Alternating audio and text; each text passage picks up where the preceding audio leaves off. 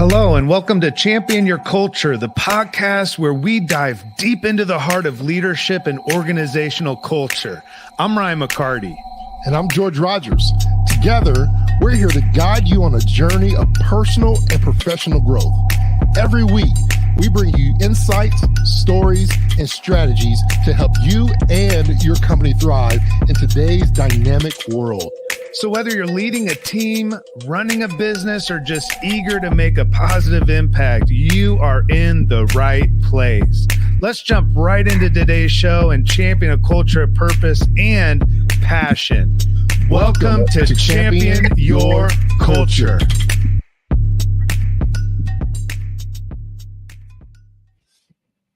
George, what's up, man? Good morning. Good morning. How are you? I feel like I just woke up. I know. Yeah. I just feel like I just woke up though, like food comas. And... You did. One of those nap pods that we have. Yeah, the nap pods are good. You know, yeah. Thankful for. I've actually seen the bean bags. I've seen employees like taking naps on the bean bags for sure. They need to. You know, in other countries, they recommend, and even in some workplaces, they recommend that 30, sometimes a 15 to 30 minute siesta. Nap. Oh yeah, because you get back up and you're just like energized. You're ready to go, like ready to perform. It's interesting that though we're taking naps to perform better at work rather than to rest. Yeah, it's a kind of an interesting dynamic where it's like, no, you should really take care of yourself. It's not about taking a nap so you can perform better, although that does help. Yeah. I'm sure. You know, if I take too long of a nap though, then I feel like I have to start my whole routine over. Like I gotta go to the bathroom, gotta shower. Yeah. What's the cutoff from a nap to I was sleeping? I think anything like past 31 minutes. 31? Yeah. 29 and 31 is that minute where you're gone.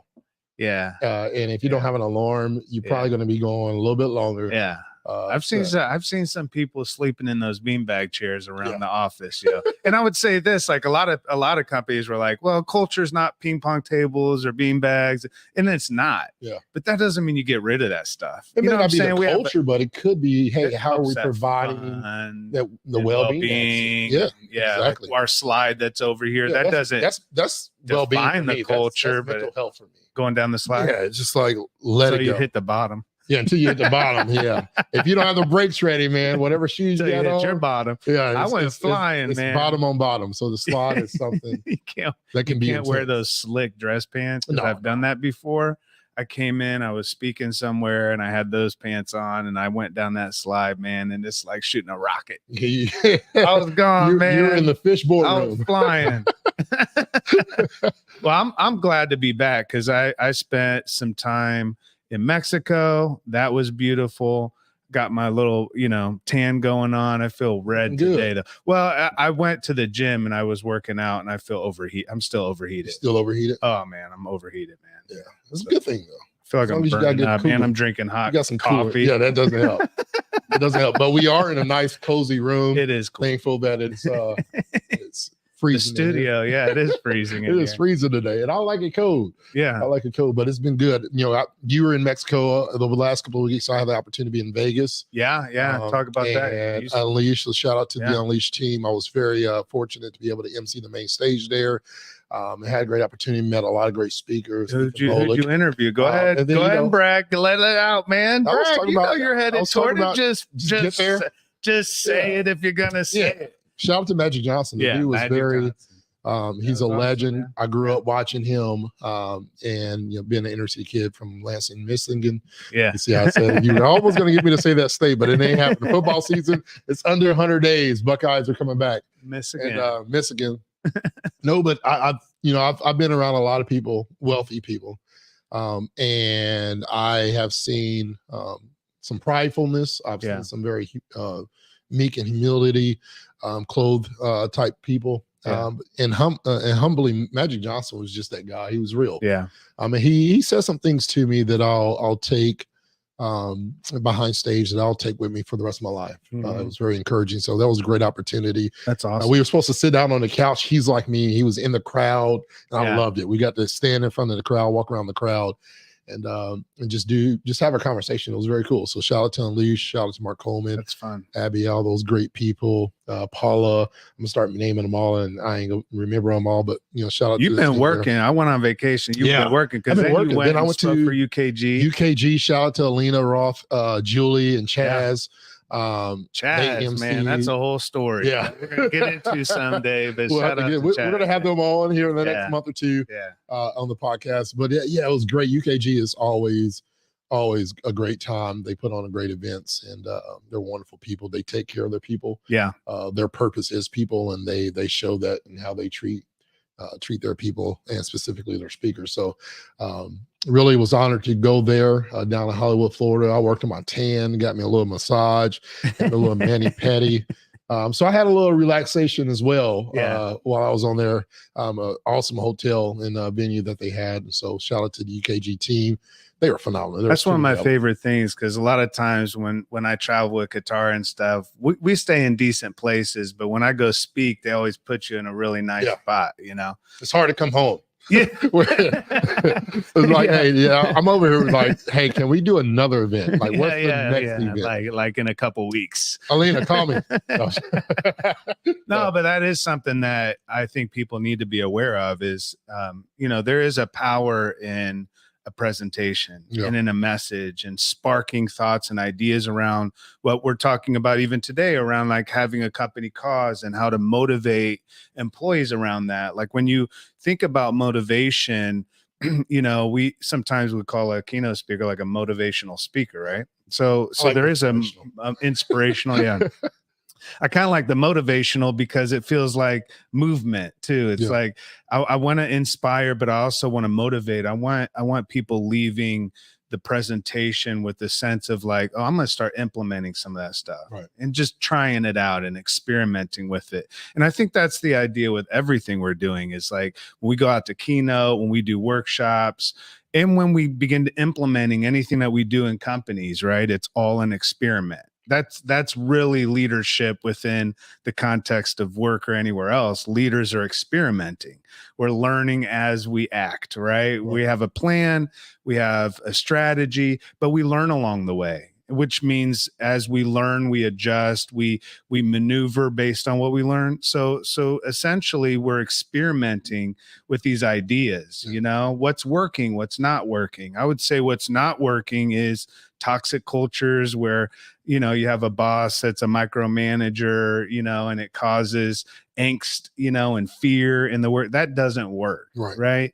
But leadership with a heart and bringing your soul to work, like we talk about almost every week, it's like that works. Yeah, it works. And so keep working it, and I know though, sometimes we get into, we talked about it yesterday, a skilled incompetence where things that don't work, we keep doing them because we think it's the right thing to do, when in the end, it actually impacts and affects the team and the company in negative ways. Like, for instance, if you do have a leader that's a micromanager, they may be thinking, I need to have my finger on everybody, because that's how I was taught how to lead.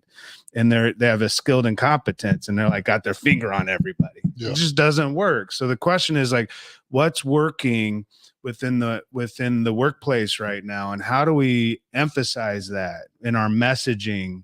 When you go out to do a keynote, that's part of your messaging. I think that matters. I think what we say and the narrative that we talk about impacts the environment and how people engage with us on a daily basis. I agree.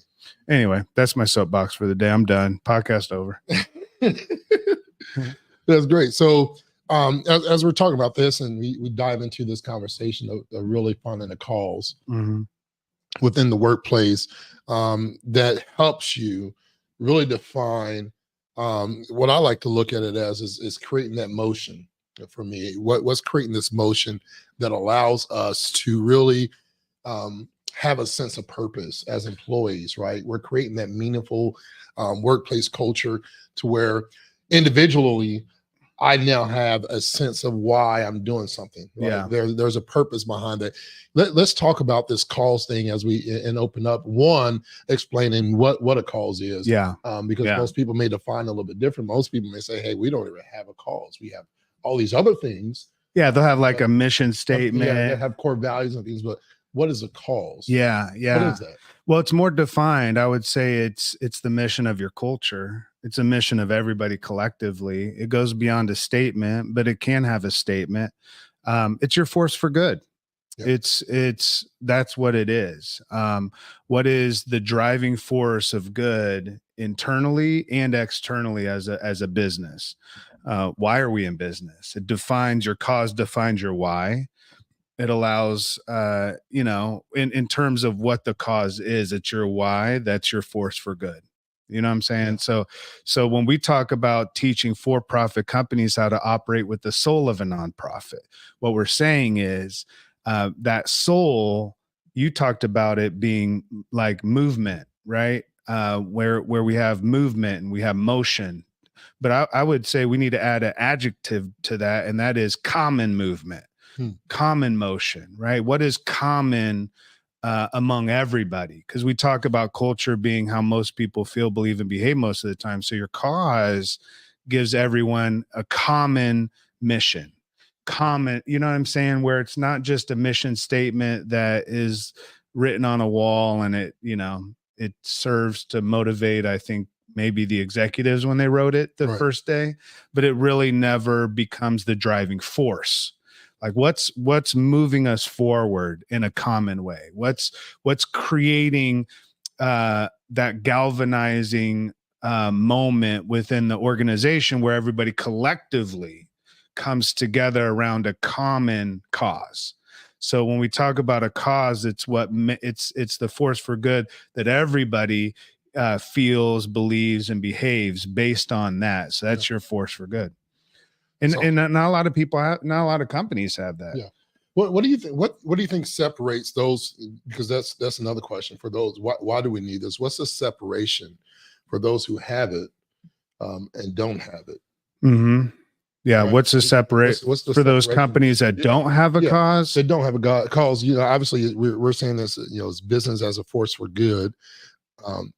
For those who are listening, saying, what does that mean? And what's the I would say that one? How does that? Yeah, I would say if a cause motivates team members, if a cause connects team members, if having a common cause and a force for good gives employees a reason to show up for more than a paycheck or to make money for the business. Mm-hmm.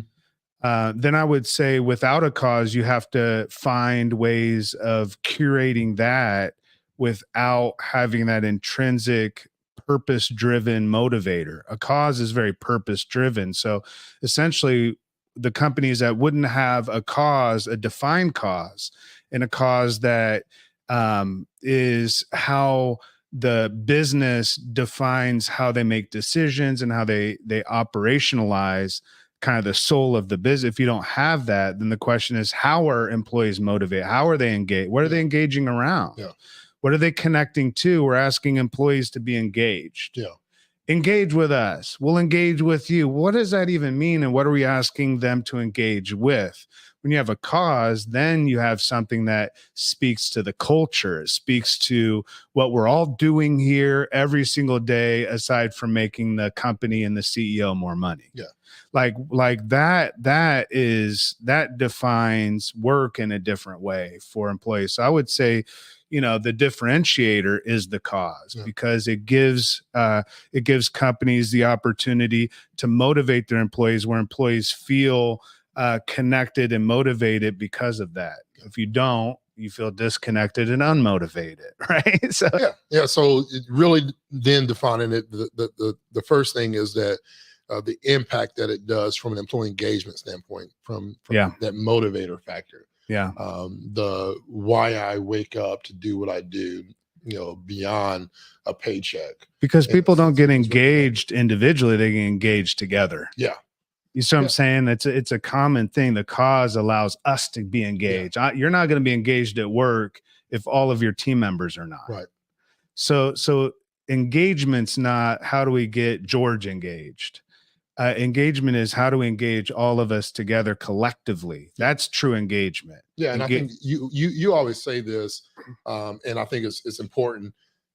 for leaders, it starts there, right? We have to embody what we're expecting. That's the whole inspect what you expect. If we don't embody that engagement, they'll never embrace it. Desire that and then embrace that, and find ourselves using that same cause as a motivating factor to connect with our employees and our team members. We can't expect them to have a sense of engagement. We've seen that before, right? Where we're expecting people to be engaged, but yet the leaders is not engaged. The leader's door is always shut, right? And the employees are, hey, y'all mingle together. I had a conversation with somebody about this yesterday. Yeah. And so it's very important to get there. So what we're saying, this cause then becomes a centerpiece or the beginning piece of what employee engagement is before employees can be fulfilled, because everybody wants to jump to how do we get everybody all in and how do we get our employees loving what they do. And it first starts with a power of connection. How are we connecting? The cause is the connecting piece. That first step is how do we get them engaged? Before they can become efficient, effective, and engaged, they must first be connected with the cause. Yeah, it's one of our promises, our promise to care about people in the world around us. Well, that's the part of the scope of work in terms of where work is headed, more robotics, automation, AI. The care part, the soul part, is a part that is always going to be a conversation that we are always asking or challenging leaders to point back to, because obviously we're dehumanizing the work experience the more we automate the work experience. And so how do we rehumanize the work experience, and how do we re-engage? Because you know it as well as I do, it's easier to paint a rosy picture of the workplace and engage a new hire than it is to engage an employee that's been around for 5 or 6 years. Right. Well, how do people stay engaged? That's the key, because if you don't have people staying engaged, people that you're wanting to engage at your hiring are going to feel it when they get into the culture. But when you get hired into a workplace where people have been working there 5, 10, 15 years, like we walk around here at the Huddle, TCC, some of the employees 20 years, and they're highly engaged in their work. They believe in the purpose. Not everybody. It's not perfect, right? But we as I get engaged and I see others with their heart and passion toward what's going on, that makes the difference for me. So yeah, I think I do. I think defining your cause is not only the first step, but I think it's a part of every step of engagement. I think the cause, in terms of how we continue to communicate with employees, how we have meetings, and how all of that should be, the force for good should be a part of everything that we're doing within the workplace. And to your point, if leadership doesn't show up, if they're not coming to those events and opportunities to give back, that's connected to the cause, if they're not actively connecting internally with employees, as you said, their doors closed, right? Like that's the opposite of what we're talking about here. A cause gives everyone an opportunity to do this. Like, what are you bringing your soul to work for if there's no purpose at work? I would keep it at home. Right. If all I do at work is do my task list so I can get a paycheck every couple weeks, then I'll never get to this point. But if that workplace is purpose-driven, if the leaders are purpose-driven leaders, if they're value-based leaders, like they live the values, right? And they show up around a cause and they're actively involved in connecting and being a part of it, people see that. Right? They see those tenured employees that have been around for a while. They may not be executives, but they've been around for 10 years, right? 15 years. They watch I would watch those employees. Right. If you want to know the culture of a business, ask people I've been around for 10, 15 years.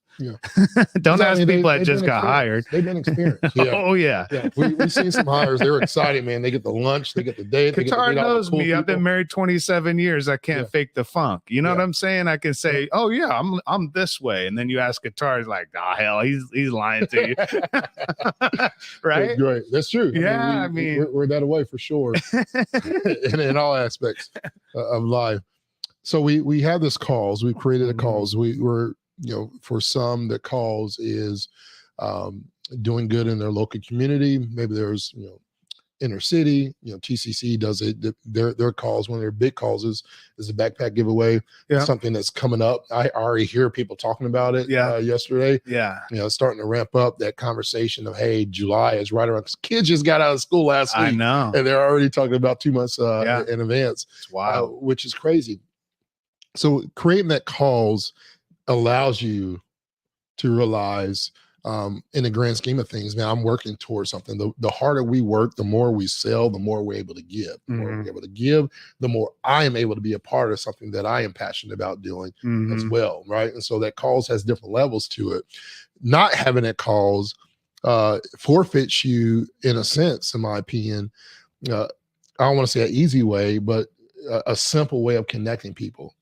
From being disengaged. A simple way, not having a cause does not help you try to improve something that's lacking in a lot of companies. And I've seen it and heard it even recently as yesterday, where we have, our team is dysfunctional. And it's this department's fault and that department's fault. And there's no sense of unity. And we're saying creating a cause that's bigger than the company, that's beyond the individual. It's not about George or Ryan. It's not about your CEO. This is what we're going to do as we desire to grow as a company. We're going to give to this cause. We're going to make this impact together. So as we do good from a profit standpoint, we're going to be able to do more good. From a giving standpoint. From what I hear you saying too, is the value of not just growing a company, but as you grow your company, you grow your culture.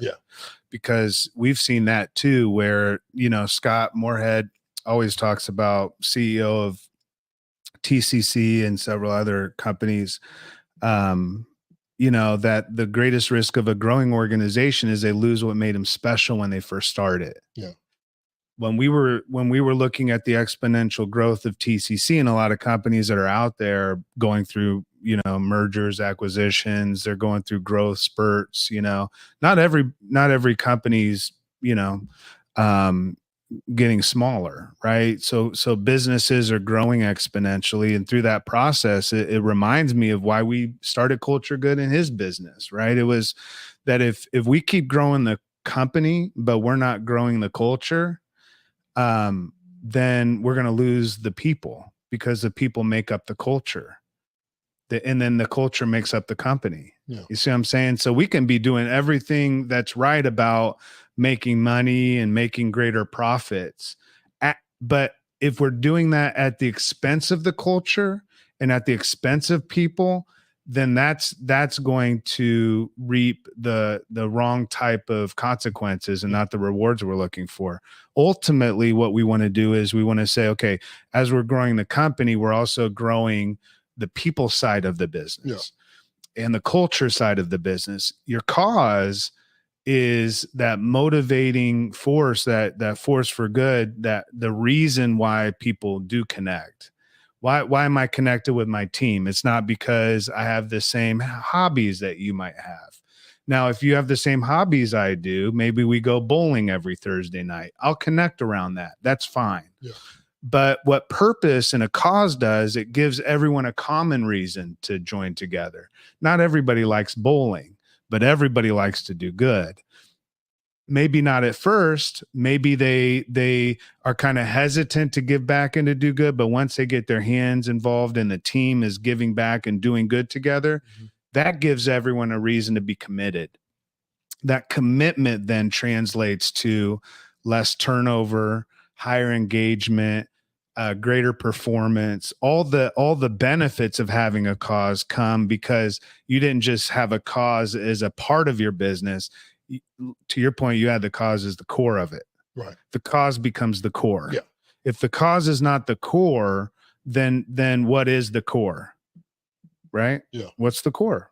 What's the core of the business? Why does the business exist? If it's just profitability, then what the culture is going to say to those that are coming in is we need you to perform, and it's all based on performance. Rather than it being based on the employees and the culture and empowering people to actually engage around something that they believe in and that they can commit to. And when they do that, guess what happens? Performance increases, engagement increases, turnover goes down. Why? Because people commit to it. We want people to have an owner's mentality. What we're saying is we want them to be passionate and committed about their work. Yeah. You know what I'm saying? Yeah. Why in the world would anybody be passionate and committed about their work? That's the question.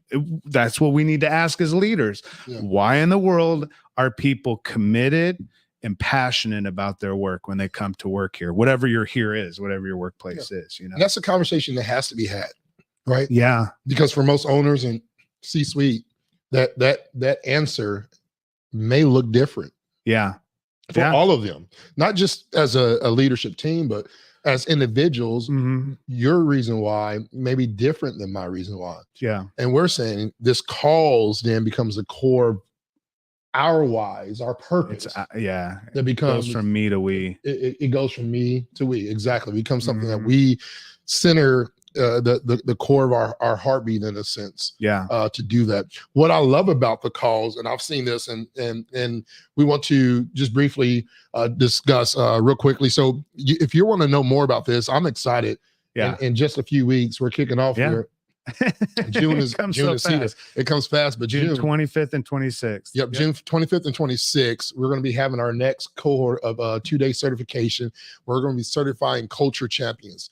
And part of the certification, we go through this workshop, the calls. We help you walk you through. We help you find it. And so we've seen a lot of life, and I want to encourage those who are listening to look into this. You can visit culturegood.com for more information. We'll put it on the screen as well. We'll throw it in the chat. If you're watching live, we appreciate that. Or you're following us in the comments, we'll put that as well. But we're the core of this, the impact that I love and I bring up the 2-day certification because my favorite part of it is in that conversation of it goes then beyond just employees to, man, this impacts all stakeholders, right? This is like, this is stronger than just an entry level. This is bigger than just how do I get George, the frontline employee, to clap his hands and be excited about something. This goes beyond saying, Ryan, we want you to be involved in this so we can write a check. Yeah. This is not about a check being written. This is about your greatest ROI that I believe is time. How do we give our time, not just in our company, but outside of our company, and that relationship that it does with stakeholders. And I think about Wiley Metal. Yeah, we've seen very, very, very success. That was a weird, very, very success. We've seen a lot of success. Excuse my English. We've seen a lot of success. Yeah, and the impact of the stakeholders.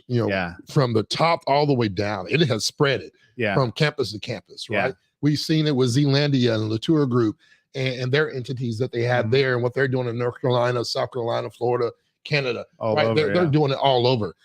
And the stakeholders, from the leadership to the employees to the community and their clients, suppliers, people want to be a part of this thing. It becomes something bigger than just your company. Yeah. Can you talk about that? Because like I get excited about it when we're talking about it because I see the outcomes. Yeah. Right. The foundation of this conversation is so beautiful.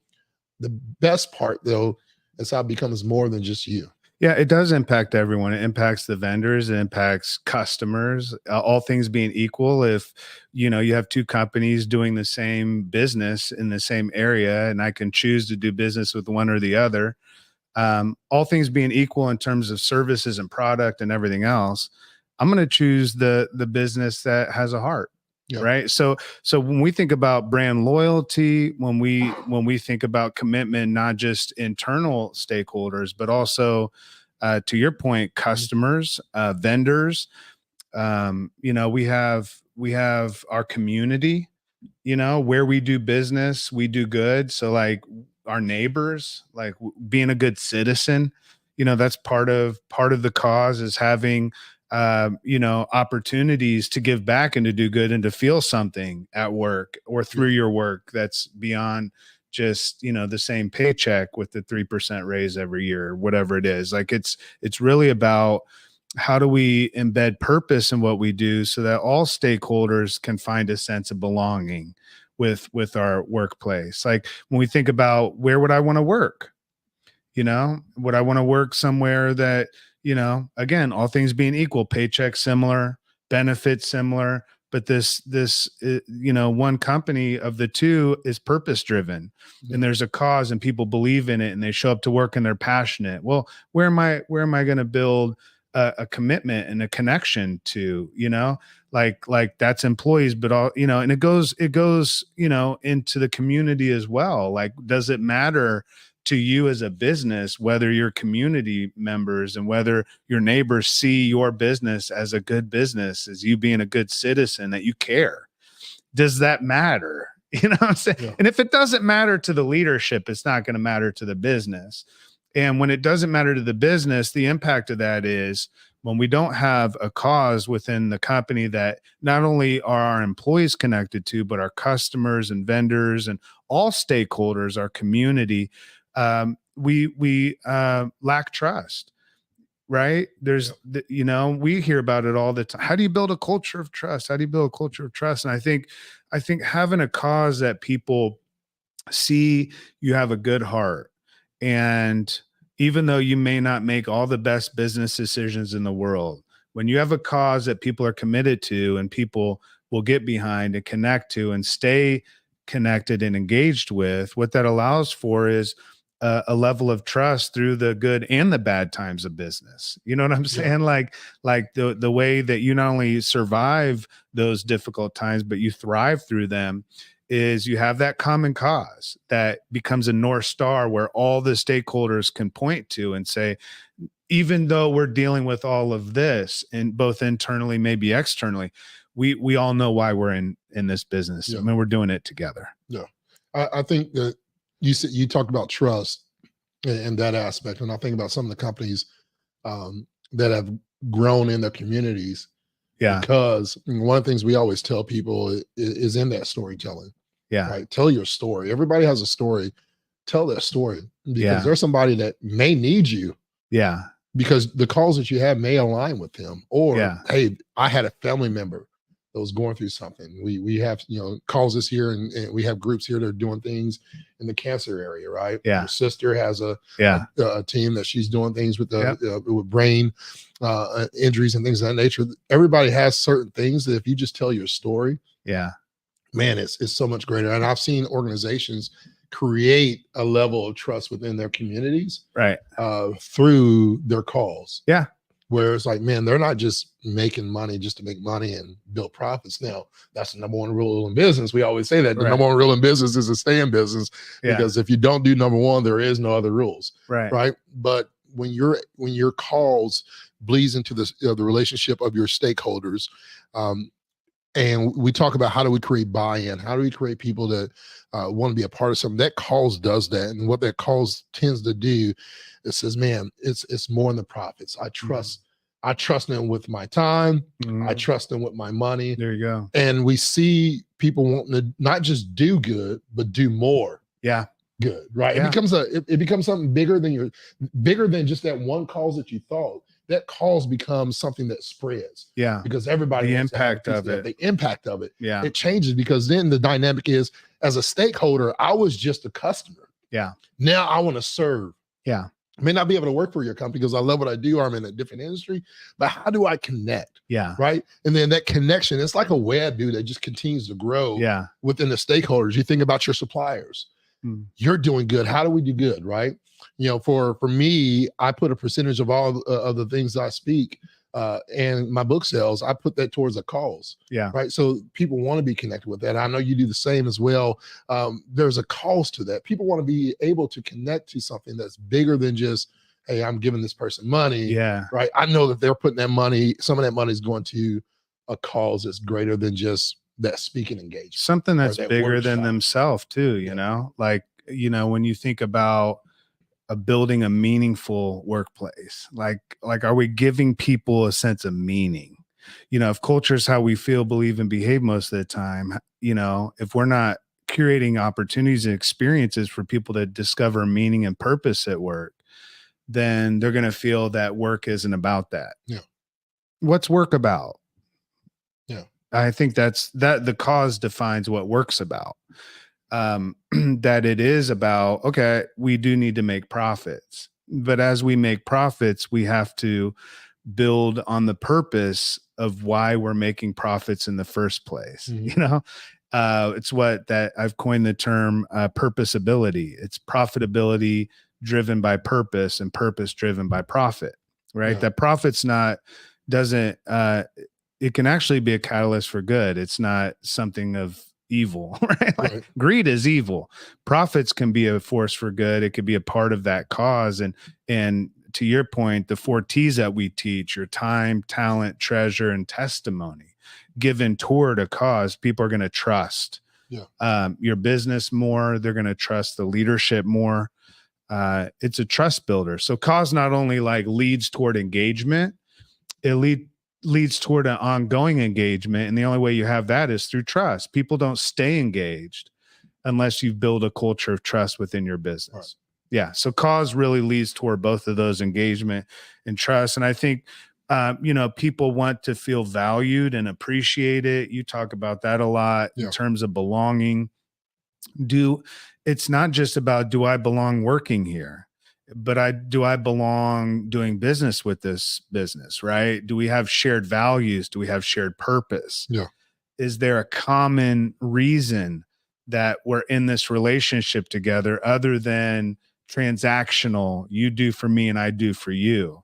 Is there something that we do together that impacts others? Yeah. That goes from having a transactional relationship to having a more transformational relationship. What happens when you're not just another team member that's helping me get projects done, so I help you get your projects done? What happens when you're a team member that we go out and serve together? Yeah. We go out and give back together. We go out and get dirt under our fingernails to make an impact in the community. Now, all of a sudden, that's transformational. Yeah. We have a connection that's different than before we wouldn't have had, right? So the cause gives you the opportunity to build an engagement that people can commit to, but it creates that shared vision and shared purpose. And that then translates to the impact, and people feel valued. They feel appreciated. You have other reasons to recognize people's good work, right? So it's not just, Bill and Sally and 2 other people going down to volunteer, but you got a whole team together, and you start building expectations around it. You start saying, all right, this is our cause. And I want to pause for a moment and say this too. Like, some companies, their cause is like the CEO's pet project. It's not, because maybe the CEO has a passion for something specific, and then, he's like, well, we need everybody involved in doing this good. That's not going to, what we want to do is we want to find common reasons to come together, common passion. That's why I love doing causes that everyone, that resonates with most everyone. May not resonate with everybody. An instance of this is, and we'll give a shout out to Jimmy Rayford with Dealers Wholesale. We worked with them a few years ago, and to help identify their cause. And up to that point, I'm sure they had a mission and vision and values and all of those things. But what they discovered is what they did as a business could have a profound impact on the world. And what they did is they supplied fireplaces and security doors to contractors for their buildings. Mm-hmm.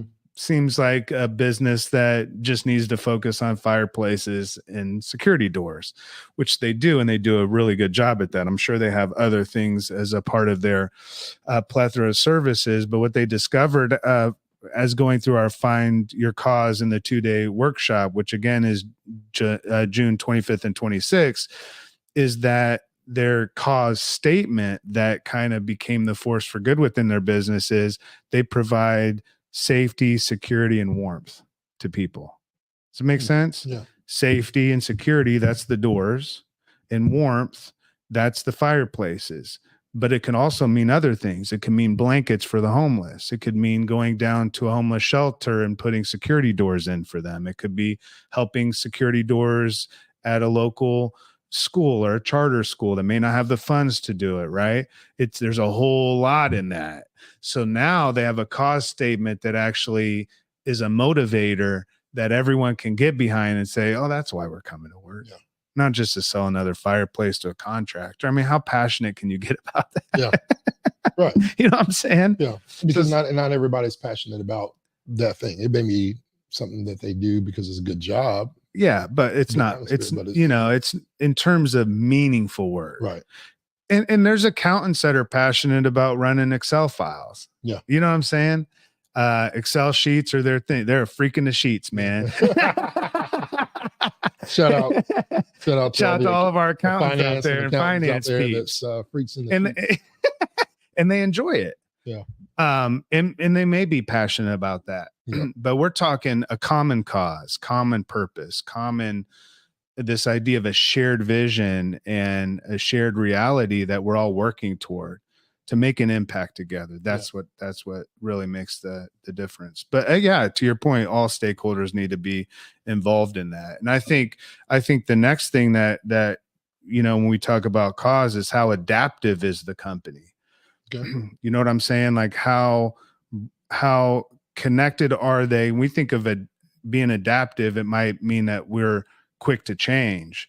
But what the cause does is allows us to be adaptive in areas of our business, but what doesn't change is the cause. Mm-hmm. So it allows us to be adaptive, but allows us to continue, like I mentioned earlier, have that North Star. We still have the purpose. We still have a defined shared vision and a shared mission. So while change is happening in the organization, it's going to. You know, we talk about change all the time and how we don't just lead the change on a project side, but we lead the people side of change. Yeah. And when we're leading the people side of change, having that cause galvanizes the team through difficulty. Yeah. Or maybe not through difficulty, just through change in general. Because not every change is, you know, necessarily a bad thing, right? I think you convinced me that the change is really a reflection of the leadership and how we value it and or perceive it to be, right? Mm-hmm. If we look at change and it's negative, change is going to be negative within the organization. If we look at change as a challenge, man, this change is going to be challenging, then the employees, that's what you're embodying. It goes back to you, hey, what you embody, the employees focused on it. That's what the employee is going to have. So your perception of whatever that change is what the employees are going to see, right? Everything rises and falls on leadership. And so if you're embodying fear, intimidation, lack of motivation towards that change, because here we are again, right? Sometimes as managers and leaders, we embody the stress that we feel above, and we're kind of torn in between, hey, I'm an employee, right, and I don't like this change, but here we go again, right? Yeah. And then there's some changes like, yes, this is my idea, right? Yeah. My ideal change is always the greatest, right? Because you understand it, you know, the sense of the root of, you have a little bit more of a connection to that change. With a lot of organizations, and we've seen it, you know, for the last several years, change is happening more adapting, right? Whether it's through acquisition, the mergers, and we're having to change some things, change our philosophy. We're having to add on to our business model, bring new leaders to bring in new revenue streams. True, yeah. Bringing in new revenue streams mean, hey, how do we bring in, you know, stronger leaders? Mm-hmm. How do we get better as we try to get bigger as well, right? Yeah. So there's a lot of bigger and better change mentalities that are going on. And with those things, there has to be a clear communication. You're saying, hey, this cause becomes the focal point of why we're making this change. This change is going to help us propel us to do and act towards this cause together. Because if you don't have that, then everything becomes fragmented. Yeah. Because through change, people generally move into change and the challenge of change with fear.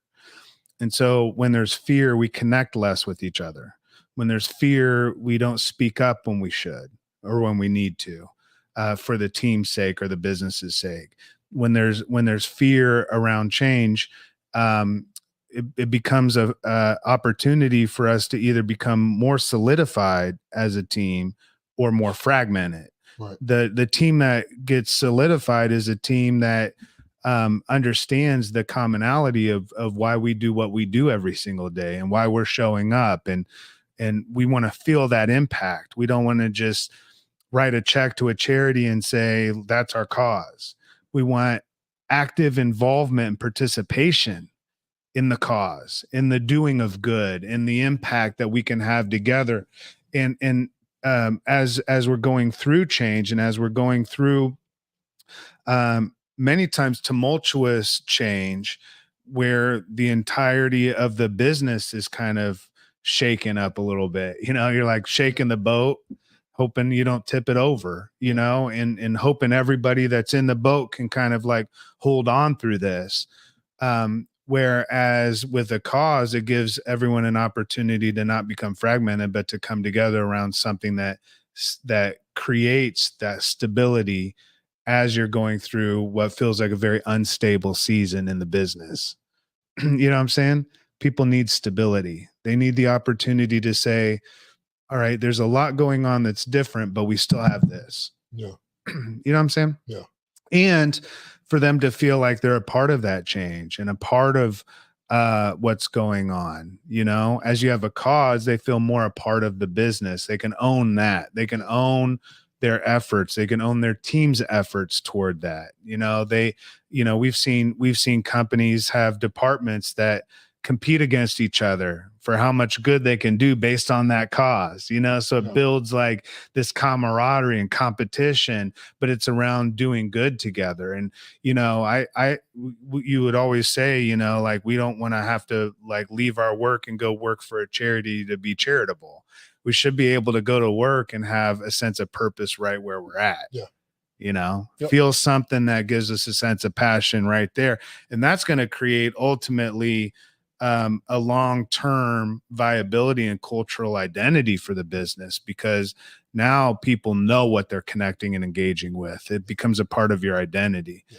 I would say ultimately, as we're talking about this, your cause becomes your cultural identity. When we think about TCC and the work that they do and other companies, that's what happens. Yeah. It is your cultural identity. Yeah. So if you're looking to increase your employee engagement, increase motivation within your team, how do we get that stirred up, and how do we get it not just to be stirred up, but how do we get it to be sustainable and to be able to last, to where it goes beyond just leadership to the team. It goes to the leadership to the team, to the stakeholders that are involved, your community, your clients, your suppliers.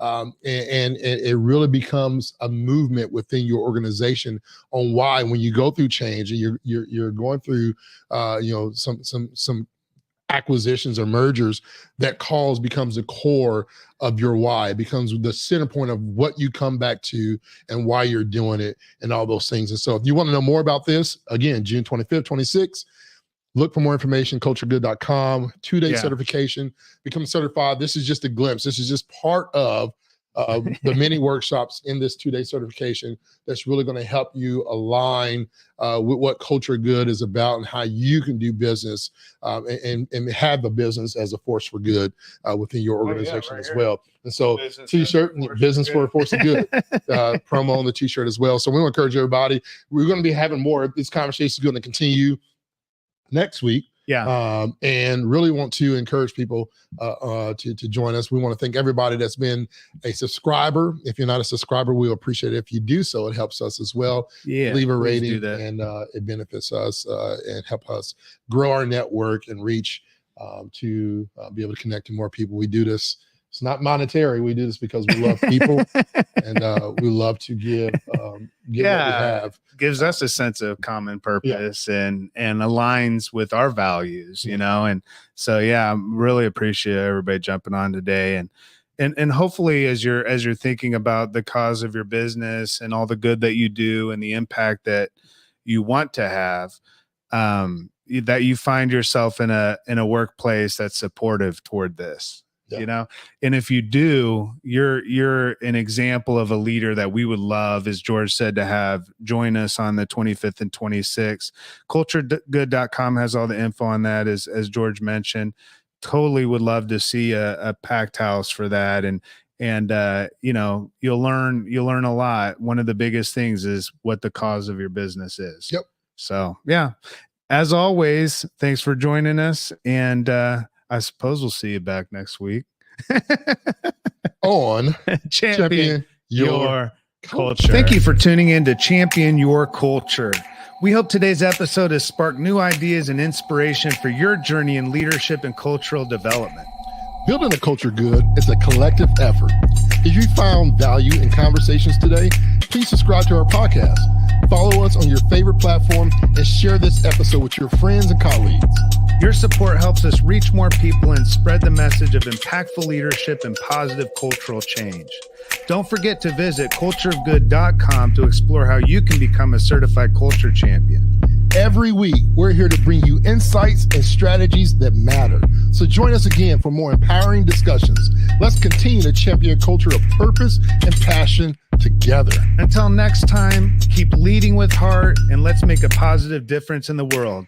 And we'll see you next week on Champion Your Culture.